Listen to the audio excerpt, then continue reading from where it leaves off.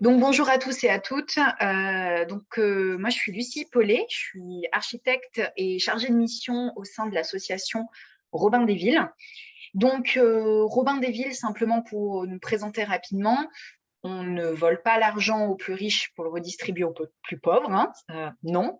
Mais par contre, on essaye de donner le pouvoir d'agir et la parole à celles et ceux qui ne l'ont plus, ne l'ont jamais trop eu ou qui ne l'ont pas assez. Donc, parmi les publics que l'on cible, on a évidemment les habitants.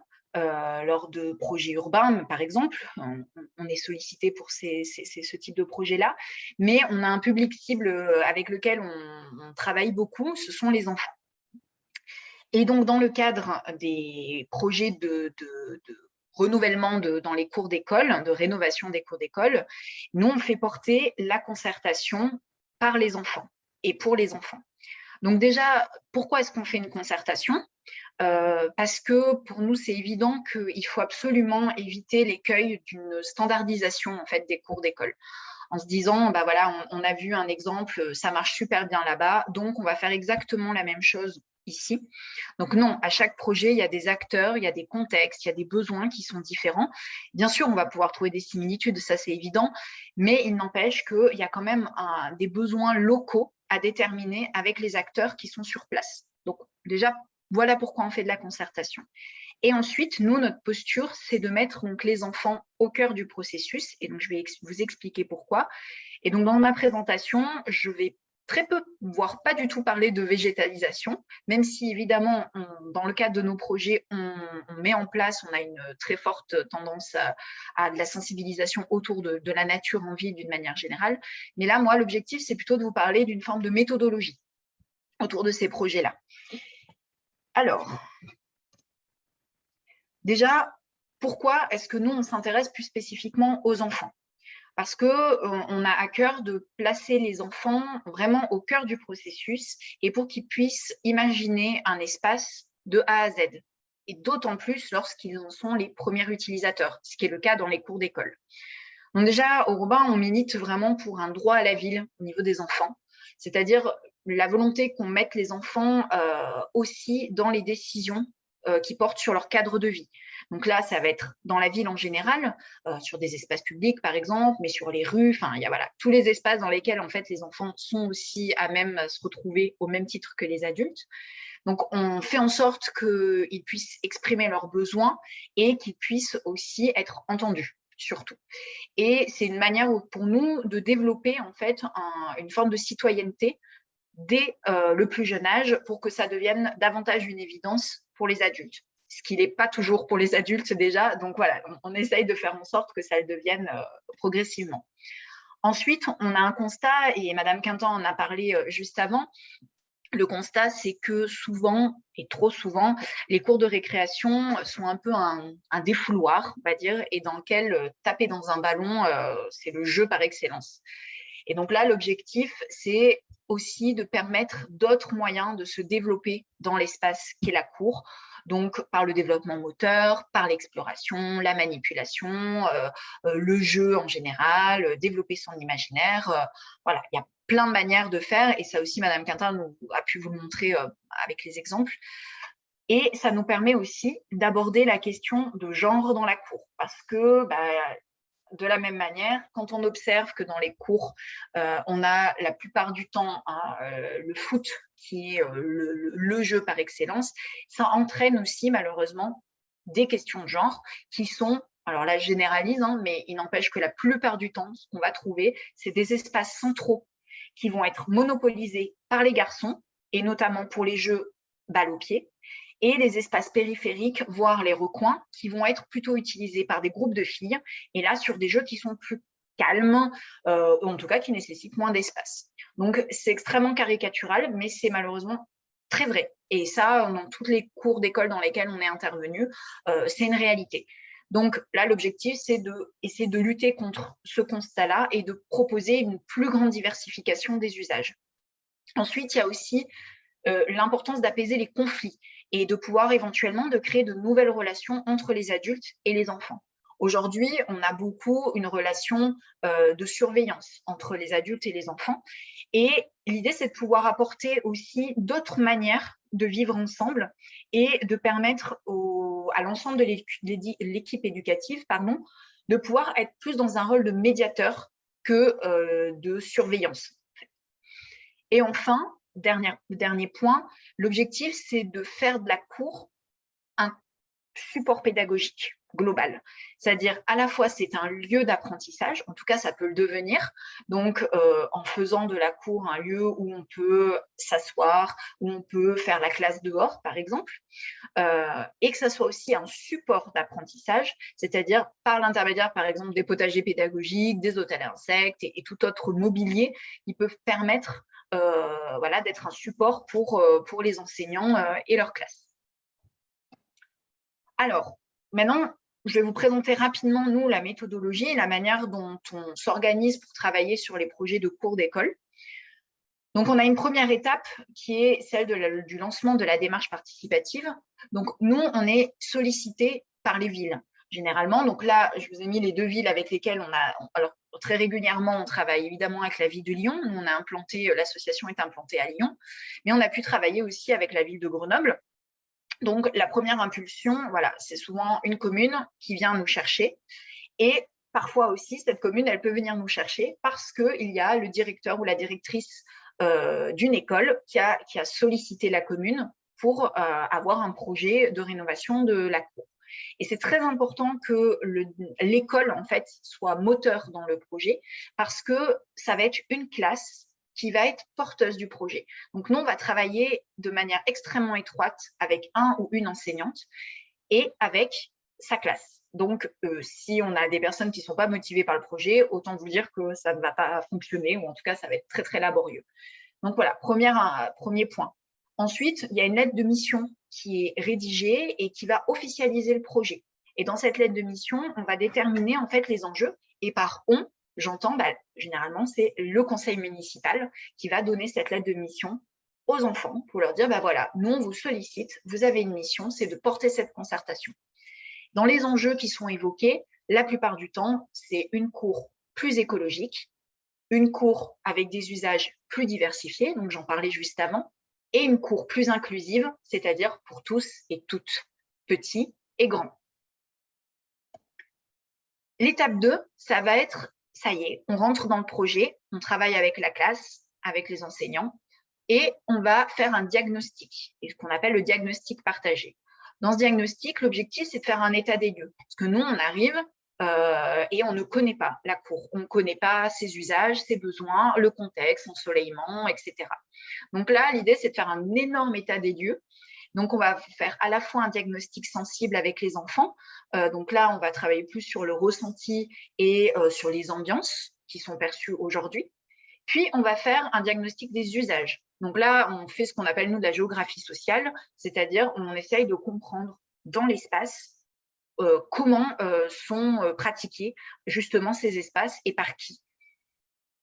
Ensuite, on va faire, et ça c'est très important, c'est pour ça que je l'ai mis en gras, on pourrait croire dans la méthodologie que je suis en train d'évoquer qu'on oublie totalement les adultes. Alors, pas du tout. Évidemment, les adultes sont bien compris dans la concertation. Encore une fois, c'est que cette concertation, elle est portée par les enfants, mais elle n'exclut pas d'autres acteurs que sont les adultes. Donc, nous, on a un temps privilégié avec les autres usagers de la cour.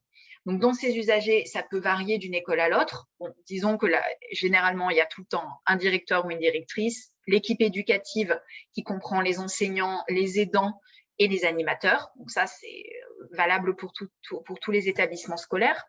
Parfois, on a des gardiens qui peuvent être présents sur place. On a aussi des services de restauration. Ce n'est pas toujours le cas, mais si c'est le cas, souvent la cour va être utilisée, par exemple, comme une zone d'attente avant d'entrer dans le restaurant scolaire. Évidemment aussi les parents d'élèves, même si nous, attention, les parents d'élèves, on considère qu'ils ne sont pas vraiment les usagers de la cour, mais n'empêche qu'ils ont un regard forcément sur l'espace qui est pratiqué par leurs enfants. Et du coup, c'est aussi intéressant d'avoir leur retour et comment eux, ils vivent les informations que leurs enfants peuvent leur transmettre dans la journée d'école. Et évidemment aussi le personnel d'entretien et le personnel technique qui va intervenir plus ou moins quotidiennement dans la cour. Donc, une fois qu'on a fait ce grand diagnostic partagé, On va arriver à l'étape 3. Et là, cette étape 3, c'est presque pour nous celle qui est la plus enrichissante. C'est la phase qu'on appelle, nous, des utopies. Donc là, l'idée, c'est de dire aucune contrainte, tout est possible, on a budget total, on n'a aucune problématique technique, on peut tout faire. Justement, c'est de pousser à la fois les adultes et les enfants à imaginer au plus loin leurs besoins et leurs envies pour la cour de demain. À cette occasion-là, on lance un grand concours d'idées au sein de l'école. Donc là, ça permet de recueillir, on va dire, les utopies du reste de l'école, puisque là, on travaille, nous, plus spécifiquement avec une classe. Donc là, au moins, on ouvre à l'ensemble des élèves de l'école. Et donc, l'objectif, c'est que chacun et chacune puisse donner ses propres idées pour la cour de demain. C'est un moment qui est assez fort parce que voilà, on peut recevoir des fois jusqu'à 70 propositions de dessins. On a une urne, donc là, vous la voyez sur la photo, on a une urne et on a voilà, les enfants qui se prêtent au jeu. Et parfois même, là, c'est sur une école à Lyon, dans le 9e arrondissement, l'école de la Sauvagère. On a même eu des maternelles qui se sont prêtées au jeu. Alors, vous vous doutez bien que forcément, on ne peut pas tout garder dans le sens où il y a des choses qui sont plus ou moins exploitables parce que voilà, un public de maternelle n'est pas forcément aussi à même qu'un public d'élémentaire à donner des idées de manière précise. Mais il n'empêche que nous, on recueille toutes ces informations et on va les compiler sous forme d'utopie, de cartes d'utopie. Donc, ces utopies, ça peut être une piscine, un toboggan, un potager, enfin voilà, un château gonflable. Je vous cite des exemples qu'on a, un stand de boissons. Voilà, on peut avoir plein de choses différentes. Et là, l'objectif, c'est vraiment de stimuler au maximum l'imaginaire des enfants et qu'ils puissent s'autoriser, en fait, à rêver à d'autres manières de pratiquer leur cours. Et ensuite, ça nous mène à la 4e étape, et l'étape finale qui est celle du projet partagé. Super, on a eu tout plein d'utopies, on a rêvé tous ensemble, mais maintenant il va falloir retourner un petit peu au monde réel. Et donc là, nous, on a un jeu qu'on a développé au Robin qui porte très bien son nom, puisqu'il s'appelle le briseur de rêves. Et donc ce jeu, l'objectif, c'est de passer d'utopie personnelle à un projet collectif et partagé, et surtout plus concret. Là, pour vous expliquer rapidement, le principe, c'est que les enfants se mettent en groupe, on leur distribue les utopies donc, sur lesquelles ils ont travaillé, puisque c'est des propositions qu'ils ont faites, ainsi que l'ensemble de l'école, adultes et élèves. Et ils doivent venir voir un briseur de rêve. Donc là, sur la photo que vous voyez en haut à droite, l'adulte qui joue le rôle du briseur de rêve est un chef de projet qui est employé par la ville de Lyon et qui est venu se prêter au jeu. Et son objectif, c'est de recevoir donc les enfants avec leurs utopies. Et il va falloir qu'ils puissent dire, est-ce que cette utopie, en l'état, elle est réalisable ou est-ce qu'elle ne l'est pas? Et dans ce cas-là, pourquoi? C'est important d'argumenter, d'expliquer pour quelles raisons elle ne le serait pas. Et surtout, comment est-ce qu'on pourrait la faire évoluer? Pareil, je vous donne un exemple, parce que c'est un exemple récurrent. Un enfant vient et propose de faire une piscine dans la cour. Vous vous doutez bien que le briseur de rêve va dire que ce n'est pas possible parce qu'il y a une contrainte à la fois réglementaire, à la fois technique et à la fois économique. Néanmoins, faire une piscine, on va peut-être pouvoir retravailler cette idée-là et se dire, voilà, on va renvoyer l'enfant avec son équipe en disant, réfléchissez à un autre projet autour de la notion d'eau. Du coup, l'enfant peut revenir en disant, OK, on a réfléchi avec mes camarades, et au lieu de faire une piscine, on propose de faire une mare, ce qui permet toujours d'avoir de l'eau. Là, de la même manière, le briseur de rêve va pouvoir réfléchir en disant, oui, mais attention, la mare, ça peut être aussi de l'eau stagnante, donc ça peut éventuellement générer des contraintes type sanitaires avec des moustiques qui pourraient venir. Il y a toujours le danger de peut-être tomber dans l'eau. Enfin, voilà. Et petit à petit, on va essayer de trouver une solution pour pouvoir répondre à l'enjeu de base de l'utopie. Donc là, c'est la question de l'eau et de proposer quelque chose qui soit plus concret et plus réalisable dans la cour. Et ça, c'est très important pour les enfants de bien argumenter et d'expliquer pour pas justement qu'on passe dans une déception totale de dire super, j'ai proposé une piscine, mais de toute façon, on s'en fiche parce que ce ne sera pas possible. Pourquoi est-ce que ce n'est pas possible et comment est-ce qu'on peut trouver quelque chose de plus adapté? Et à la fin de cette étape-là, donc on va avoir des utopies beaucoup plus concrètes et beaucoup plus réalisables. Et là, la dernière étape de la dernière phase dans cette étape, ça va être de faire des propositions d'aménagement, donc avec les enfants, avec la classe, et puis nous, au sein de l'association. Donc, on est 3 chargés de mission et on est on est trois femmes et on est toutes issues de métiers de l'urbain. Et du coup, donc, on est architecte, urbaniste et paysagiste. Et nous, on va travailler sur ces scénarios d'aménagement qu'après, on va reproposer à l'école. Et une fois que c'est validé, en tout cas que ça semble bien correspondre aux besoins et à tout ce qui a été évoqué pendant la concertation, on va transmettre le document à la commune qui nous a sollicité pour que ça puisse passer sur une phase de programmation, puis de conception et de travaux. Voilà pour l'ensemble de la méthodologie. Les impacts qu'on peut observer avec cette méthode-là, c'est que déjà, on essaye vraiment de légitimiser l'expertise d'usage, à la fois des enfants, parce que oui, ils ont leur mot à dire, et oui, encore une fois, c'est les premiers utilisateurs de la cour, de cet espace-là, mais aussi de la communauté éducative. Parce que voilà, elle est souvent malheureusement soit méprisée, soit très très peu entendue. Et évidemment que cette communauté-là, elle a aussi tout son sens à s'exprimer sur comment agir au quotidien dans la cour aujourd'hui et demain. Ensuite, c'est aussi de rendre vivant le programme scolaire. Donc là, c'est très concret. On travaille sur le cycle de l'eau, sur la lecture de cartes, sur qu'est-ce qu'être architecte, qu'est-ce que c'est de concevoir un projet, etc. Donc là, voilà, c'est intéressant de travailler en lien avec l'enseignant. Puis, ça va être une montée en compétences des enfants. Donc là, les enfants, ils vont être beaucoup plus sensibilisés et ils vont avoir une meilleure connaissance des enjeux et des contraintes liées à l'aménagement. Donc, comme je vous disais juste avant, ça leur permet aussi de gérer une forme de frustration, de se dire, bah, oui, j'ai une idée. Mon idée en soi, c'est pas qu'elle est bonne ou mauvaise, mais c'est qu'elle va se confronter à des réalités. Et dans ce cas-là, ces réalités, il faut les expliquer et les argumenter. Donc ça, c'est vraiment important et on y fait très attention de passer du temps sur cette étape-là. Et enfin, l'un des objectifs, c'est aussi d'espérer une meilleure appropriation de la cour. Parce que c'est pas tout de changer une cour, de faire des aménagements. On peut faire tous les plus beaux aménagements du monde, mais s'ils sont pas adaptés aux besoins, déjà, ça va être très compliqué de s'approprier le nouvel espace.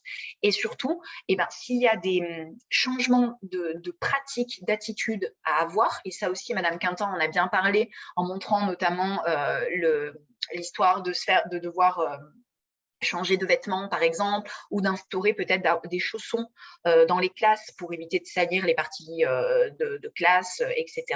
Si ça, ces pratiques, elles sont imposées, ça va être très compliqué en fait que ça fonctionne sur le long terme, alors que la concertation et le fait d'avoir travaillé ensemble, ça va permettre de pouvoir être plus en lien avec les réalités du terrain et surtout de pouvoir mieux faire accepter ces changements de paradigme. Et pour terminer, malgré tout, je pense que c'est important, surtout voilà, si des élus sont présents ou en tout cas des personnes qui sont intéressées par ce type de projet d'une manière générale, attention, évidemment, il y a aussi des difficultés, des points de vigilance à avoir. Le premier, c'est qu'il faut bien prendre en compte que les temporalités d'un projet d'aménagement, ce ne sont pas forcément la temporalité de la scolarité des enfants. Et donc, nous, on y veille beaucoup, notamment dans la lettre de mission qu'on donne aux enfants. Les enfants qui portent le projet, nous, on vise des cycles 3, donc ça veut dire des CM. La plupart du temps, les travaux qui vont être effectués, ils vont souvent l'être alors que ces fameux CM qui ont porté le projet vont peut-être passer en 6e. Donc, ils ne le font pas directement pour eux, ils le font aussi pour les générations futures. Donc, ça rentre aussi dans une démarche de développement durable. Mais ça, c'est important de bien le faire comprendre aussi à l'équipe éducative. Ensuite, il y a un objectif d'impliquer tout le monde. Et ça, c'est pas toujours simple parce qu'on essaye d'impliquer l'ensemble du groupe scolaire si c'en est un, les parents d'élèves, le lien avec l'éducation nationale, le lien avec la mairie. Ça fait beaucoup de personnes, ça fait une grosse coordination. Et si vous tombez malheureusement sur des personnes de pas très bonne volonté ou qui sont pas convaincues par le projet, ça rend forcément beaucoup plus difficile les choses. Et je pense que tous et toutes, vous l'avez déjà vécu.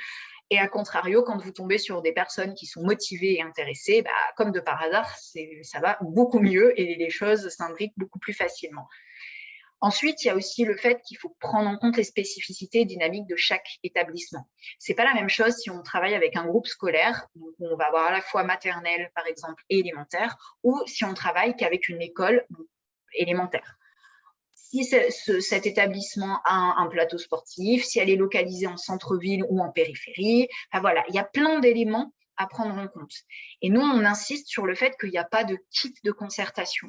Ça nous est déjà demandé. Non, la concertation, elle ne se fait pas en kit. Elle fait appel aussi à des professionnels qui se doivent d'être neutres, qui ne doivent ni représenter la ville, ni représenter l'établissement en soi, qui sont là pour jouer ce rôle de médiateur et bien faire passer la parole.